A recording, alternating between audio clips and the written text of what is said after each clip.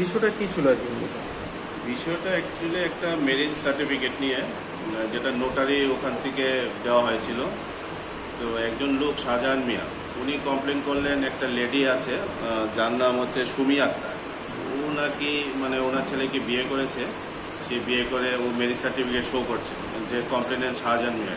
তো শাহজাহান মিয়া বললো যে আমার ছেলে তো মানে যেই ডেটে এই ম্যারেজ সার্টিফিকেটটা তৈরি হয়েছে তার ঠিক দুদিন আগে ফ্লাইটের টিকিট কেটে ও বাইরে গেছে।